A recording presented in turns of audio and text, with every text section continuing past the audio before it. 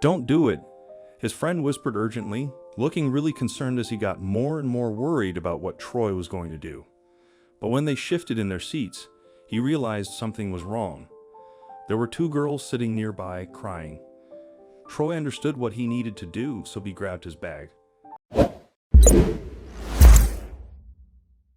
At Bonita Elementary, the kids lined up along the sidewalk. The school day was over now, and the kids just wanted to get home. The bus doors opened as the kids piled in. The bus vibrated with the laughter and chatter of children. It was a normal average day, but then Troy looked up at the driver's seat. There was something out of the norm.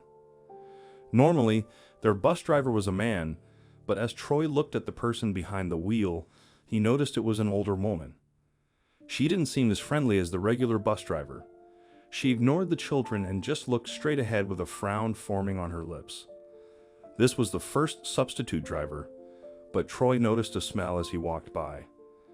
Troy sat down in his seat near the back of the bus but didn't take his eyes off of the older woman behind the wheel. It was behavior only a big brother would have, like one with so many siblings.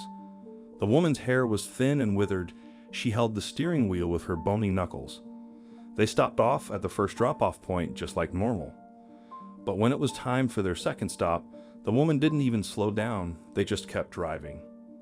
The child who stopped that was looked around in confusion. By the time they had missed their fourth stop, everyone on the bus was wondering was going on. Where were they going? The kids noticed the right curb come closer into view than the left curb. It went back and forth between the two sides of the road. Troy hadn't kept his gaze off of the woman driving. She was driving recklessly and dangerously. He felt a knot form in his stomach, and he knew he had to do something. "You'll get in trouble," his friend said as he pulled him back down into his seat. The kids heard the horns of cars behind them as the bus was taken up 2 lanes. Then the kids felt a sudden change in momentum as the bus stopped suddenly and flung most of the children forward into the seats in front of them. Troy felt the seat hit him hard. That's when he heard the crying from the seats around him. Just as quickly as they had stopped, the bus was moving again. The environment around the bus, like the trees and the buildings, soon became a blur as they sped past them. The bus was now turning onto the highway. Every child's face was filled with fright, while the woman had the same emotionless stare she had when Troy first entered the bus. At that moment, Troy remembered something his mother had told him. He knew what he was going to do, and he grabbed his backpack. "Stop," his friend said. "I don't want to get in trouble."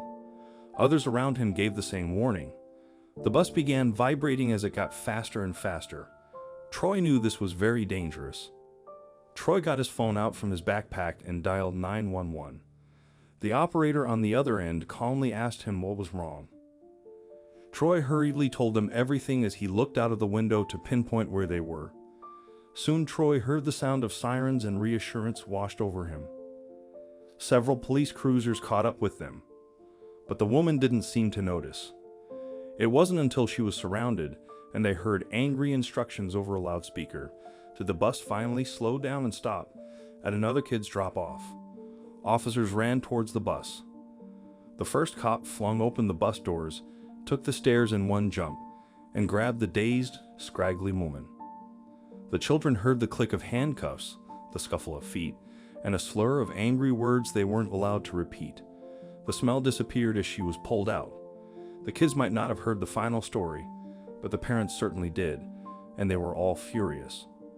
It turns out the regular driver didn't show up for work. Carolyn Denise Ray was the substitute called in through a subcontractor, and she had been on illicit drugs. Her punishment? A charge of driving under the influence of drugs and endangering children, as reported by CBS Sacramento. The school district is also considering other options for a new bus service. Specifics about any potential jail time or related matters have been kept confidential due to the ongoing investigation. One thing, however, is certain. Troy's actions may appear simple, but they are undeniably heroic.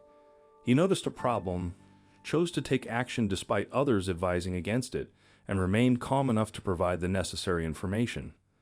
Needless to say, his mom, the whole family, and the other parents are incredibly proud of him.